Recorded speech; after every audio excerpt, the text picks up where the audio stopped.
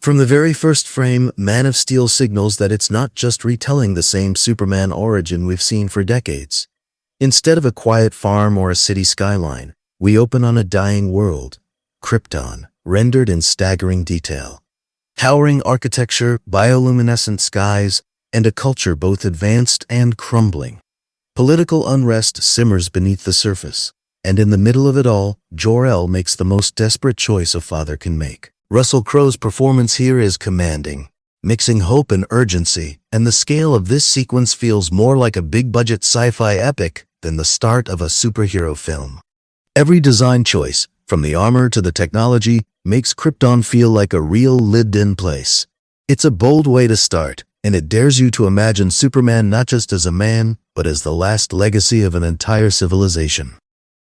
But before you can fully settle into the wonder of this alien world, the film shifts gears.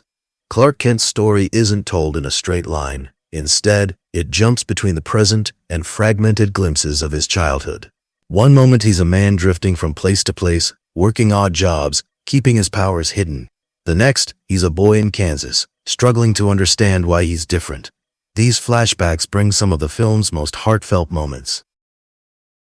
Kevin Costner's Jonathan Kent is quiet, measured, and deeply human, teaching Clark restraint even when it costs him dearly.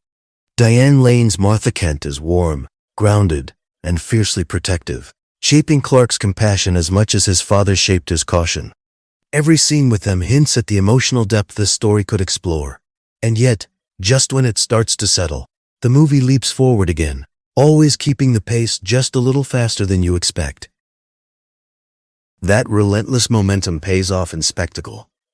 The Smallville battle is the first true test of Superman's strength, and it's nothing like the clean, restrained fights of earlier adaptations. Here, every punch sends shockwaves through the street. Vehicles flip, buildings split apart, and the choreography makes Superman feel truly unstoppable, and yet vulnerable in ways we haven't seen before. The destruction is chaotic, the stakes are immediate, and the sheer scale is designed to leave you in awe. Just when you think the fight has peaked, the movie pushes further, leading to the Metropolis battle, a sequence so massive that almost feels like the climax of a different film entirely. Skyscrapers crumble, the ground itself seems to shake, and the devastation is so widespread that you can't help but wonder what's left when the dust settles. Beneath the action, though, there's a clear thematic conflict.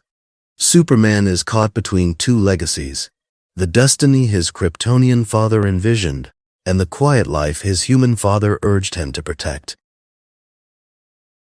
Michael Shannon's General Zod represents the unyielding loyalty to Krypton, no matter the cost.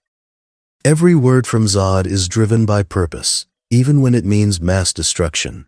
This isn't a villain twirling a mustache.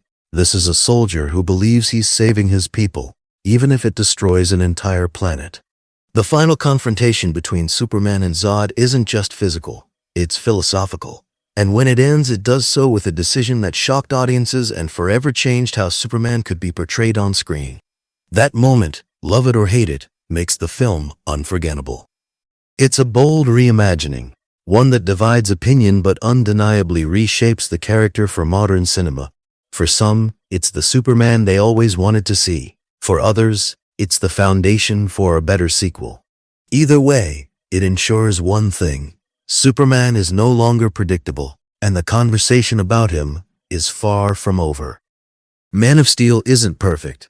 Its pace sacrifices some emotional breathing room, and its emphasis on spectacle may overwhelm viewers who wanted more quiet moments.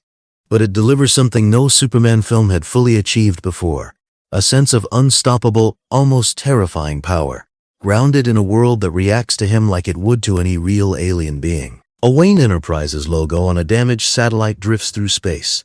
A small, almost throwaway detail, but one that sparks curiosity about connections beyond this film. There's no post-credit scene, no heavy-handed Justice League setup, but the possibilities are there if you're looking for them. The film's final moments work to re-establish Superman's dual identity. After all the destruction, all the moral choices, he still chooses to live among humans, to blend in as Clark Kent. It's a quieter ending than the rest of the film, but it hints at the potential for more balance in the future. A Superman who can be both a protector and a person.